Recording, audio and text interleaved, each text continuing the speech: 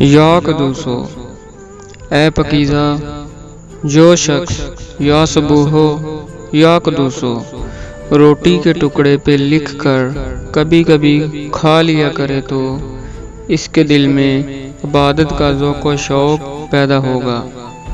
اس کے علاوہ یہ اسم عزت کے لیے خاص مخصوص ہے۔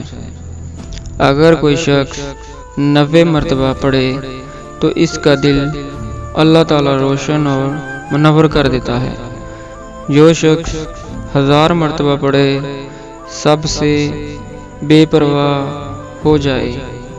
دوران سفر پڑھنے سے تھکان اور محتاجی سے محفوظ رہے گا۔ اگر کسی چیز پر 319 بار پڑھ کر کسی کو کھلا دیں تو وہ دوست ہو جائے گا۔